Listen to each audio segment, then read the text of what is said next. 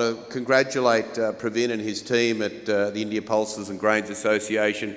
What a fantastic convention, Conclave, and of course as a young man growing up, I can see Bimal nodding there. A conclave to me as a young Catholic growing up in Australia was where a group of cardinals got together to lock themselves in a room until they'd made a decision on the new Pope. I'm assuming the conclave concept is that we're all going to lock all the doors and we're going to stay here until we get some decent prices going forward. So I think it's the same concept. Sadaka's nodding. Ladies and gentlemen, before I get into it, and I'll be able to belt through my slides reasonably quickly, but I guess in the past, I've been here less than 24 hours and I've made some fairly key observations, I think. And last night's presentation, one of the things that hit me across the face was the concerning statistics about a decline in real pulse consumption in India. Now, to every one of us here, that should be a major concern. Whether you're an Indian trader, an importer, or an Australian exporter, Canadian or American, those statistics are very powerful and we need to work out what the hell's going on. The other thing from a supply-oriented country and exporting country, Australia, there's some key messages there. We have new and emerging and committed competition. We've heard the gentleman from Malawi speak earlier. There is a lot happening in the African continent, and I think we need to respect that. If we don't respect that, then we're going to get our backsides kicked very sharply. We've also seen over many years, as I've been an observer of what's been happening in India, we have had lots of talking of the talk by the Indian government. We seem to be getting a little bit of the walking of the talk now with their renewed commitment and enthusiasm for desi or local production. This is also of something that we need to take note of. And I guess as Chairman of Pulse Australia, one of the key things that I think we do exceptionally well in Australia is technology transfer. The issue for us is whether we have some applicability as a local organisation, say along with, say, a Pulse Canada, whether we have a role to play in transferring technology, our knowledge, in terms of yield enhancement locally, and whether there's a role to be working collegiately in areas such as bioscience, and whether we start talking about genetic modification in the area of pulses. So I guess these are just things we want to think about. The other thing that's happened in the last 10 years is the capacity of the Australian, the Canadian and the American farmer, and I think more locally, more recently, the Indian farmer to hold product off the market. It's making it hard for traders to trade and hold margins because there is this dynamic of high quality storage in our local countries and farmers with real means and real intent to hold product off the market. That's impacting liquidity. The final point I guess I want us to think about today is that we've heard about the concerns that you all have about transportation and logistics in North America. We've all heard Jeff almost concede defeat in terms of getting product to the export points, and we know Canada already has. Ladies and gentlemen, Australia is open for business, and we have no such logistical constraints. Come to us, we'll serve you. I'm going to talk a little bit about where we've come from as an industry. 25 years ago, the Australian industry was very immature. There was no real linkage in the supply chain. It was extremely ad hoc. We didn't even have national standards. Our quality was all over the place. Farmers didn't know how to produce pulses effectively, efficiently. The supply chain didn't know how to store them. And in fact, many of our grain handling systems in Australia are also, and I see Meta sitting there, so this is a plug for GrainCorp. GrainCorp is, ladies and gentlemen, the largest dal maker in Australia. Sorry, Meta. Because our technology was all based around cereal grain storage. So we did a lot of damage in moving materials. I talk a little bit about the grain industry doesn't understand science. Pulses are a special crop and we need to respect Mother Nature in her endeavours to craft the output we have, and traders and particularly importers don't fully appreciate some of the very difficult conditions we have in Australia, particularly right now, and I'll talk a little bit about that through the presentation. The Australian pulse crop is valuable to the Australian economy. It's over $1 billion today, and we continue to densify value on farm. We are producing those crops which mean more to a farmer's bottom line than ever before. So we have reduced our production of lupins, which was largely a feed grain, and that's being used in the feed ingredient business in Asia and of course throughout parts of Australia. And we're moving into more chickpeas, faba beans, lentils and the albus lupin. So right now we have a highly integrated pulse industry in Australia, I think led capably by the team at Pulse Australia, on the ground men and women who are working tirelessly to improve the lot of the farmer and indeed the whole supply chain. We identify roadblocks, and in Australia we have many.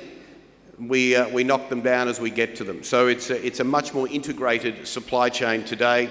We care about what we're producing. Our focus is on quality. Our focus is on making sure the genetics reflect the end market requirements. Our plant breeders are working very closely with our exporters and importers in countries to make sure that the products that are coming out of the breeding programs make sense.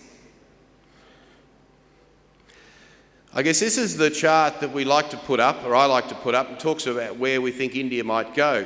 I've got some real concerns about the validity of this chart into the future. If in fact pulse consumption is in decline, then we need to revisit the data behind this sort of material. But on the broad sweep, we have a good and deep market in the Indian subcontinent, and we need to be well aware of where it's going into the future, particularly as it becomes more economically viable and sustainable. We see the impact in the last 6 or 12 months or so of Indian foreign exchange. Don't worry about the what looks like broken glass there, but it just goes to show you that the impact of that currency has been quite substantial in terms of deflating real CIF prices in India, as we've seen that currency spike. The other thing that's important, I think, to note, and I follow fairly closely the price relativities of key underlying commodities, and you'll see the linear graph, the linear line right down the bottom, which is the red one, which talks about peas in relationship to Chicago wheat. We continue to see the capacity of yellow peas to grow on wheat in terms of real price spread. So we're sitting there about $100 today over US Chicago, and I think we continue to see real strength in that yellow pea market. On the Desi market, we've seen that market as high as $400 over yellow peas, and more recently we're getting down to about $140 spread between Desis and yellows. So the market has been telling us it wanted more Desi chickpeas. Well, ladies and gentlemen, 2 years ago we produced 850,000 tonnes of Desi chickpeas in Australia. So we responded to those market signals you can see there in the sort of April to December 2011, 2012. So, you know, the markets will move production. And I was talking to Rob Brearley before I got up here, and he said the governments can do a lot with minimum support prices, but ultimately it is indeed price that moves acres from one product into another. The key bit of this slide is just how well our logistics task moved last year. At the end of 2012, we produced about 850,000 tonnes of Desi chickpeas. I think by the end of the following February or March, we had moved about 400,000 tonnes of that product into India. Bangladesh was a major player also last year, about 200,000 tonnes. So not only did we produce a big crop, but we also moved it very, very efficiently. Again, a plug for the Australian logistics capacity. Last year, just in summary of previous year, Desi chickpea yields were much lower, and therefore our output much lower than the previous year. Kabuli chickpeas were a little bit better. Faba beans were about on par, although Northern Australia suffered terribly with dry conditions as we led into harvest. Dun peas were slightly better than average. Most of the dun peas, you will have seen, there hasn't been a lot of capacity to export large volumes of dun peas from Australia because of the demand for feed protein. So the dun peas work exceptionally well into to chicken rations, and we saw many of the stock feed companies in southern Australia very aggressively pursue peas leading up to and during and post-harvest. Lentils, good conditions throughout most of the growing season saw us above average, or certainly above the previous year's output in terms of product, and quality seems to be very, very good as well. We had a couple of frost events which scared us a little bit, but in the end wasn't a great challenge. Lupin output a little bit bigger, and that's a feed product. That's in Western Australia. Western Australia had a reasonable finish, in fact probably near record cropping, record outputs over there, but it's not a big consequence for these markets. The mung bean production in Australia this year will be less than probably 10,000 tonnes, talking to Dale Reeves last night. So if you're thinking about buying cheap Australian green mung beans, there's going to be limited scope because we have an extremely small crop, and when I show you a slide you'll see why. Ladies and gentlemen, this is Australia, and it is a land of milk and honey sometimes, but right now you can see the eastern portion of our continent, the driest continent on Earth, is extremely dry. And this is, obviously we're not at record levels. In the eastern, the northern portion of our grain cropping regions, we rely on subsoil moisture, not unlike the monsoon replenished soils of northern India. The monsoon has failed in Australia. In fact, 2 years running in many areas, the monsoon has failed. So we have extremely dry soils in the majority of our desi chickpea growing area. The area that's extreme right of the screen there, which is deeply red, is by and large where we're growing desi chickpeas. And we have no profile moisture in 85 to 90% of that particular region. We're moving into our time of our year where we get less rainfall. So if we do get some rainfall, farmers are more likely than not to plant cereals than pulses. So if you're looking to have a big Australian desi chickpea crop come November, December this year, then today that wouldn't be my call. We have some huge problems with drought in northern Australia. This is just a couple of shots that were taken in the northwestern portion of New South Wales. The little white things that you can see in a line there, anybody like to guess what they are? They're sheep. We have a few sheep left. Now they're all gathered around a trail of grain that's been dropped out of the back of a truck, and you can see there is no feed in those paddocks.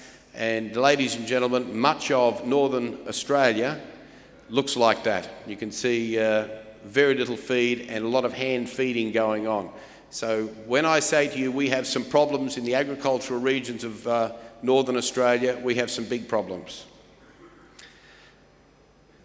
Really just to wrap up, I mean you'll get this presentation in your pack I'm guessing, but I want to just revisit what I said at the start. We need seriously within IPCA and CISL's, Pulse Canada and Pulse Australia, to fundamentally review the data on consumption trends of pulses in the Indian sub, I guess in India more particularly. We have to respect the new and growing competition that is seeking to supply markets like the Indian subcontinent. We have to understand the true commitment the Indian government has to local or desi production of pulses, and we need to maybe discuss the technology transfer to see whether there is something in it for all to work together on this. We have to understand that the Australian farmer has a significant capacity to carry product. He is not in a position where he is forced to sell. And once again, ladies and gentlemen, you can rely on Australia to get the product to you when you want it.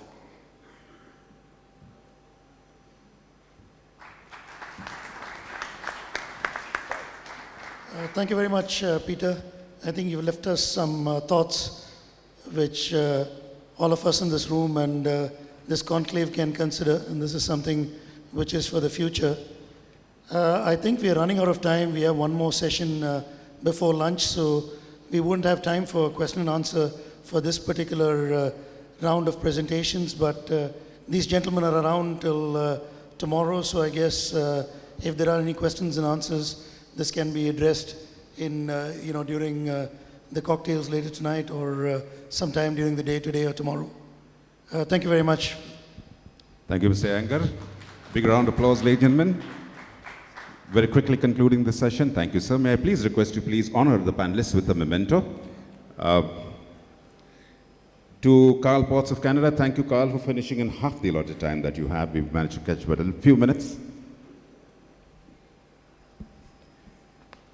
Hand it over to our chair of the session, Mr. Vijay Iyengar.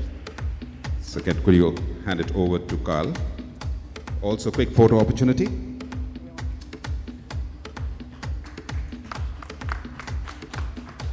And to Peter Wilson of Australia.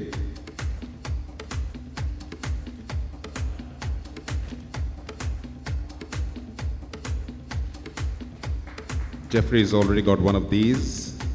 And now I'd like to request the Vice Chairman. Jeffrey, this is for, hang on. I'd like to request the Vice Chairman, Mr. Bimal Kothari, to please step forward and present a memento to Mr. Vijay Iyengar, the chair for this session. It's the same thing, Jeff. All over.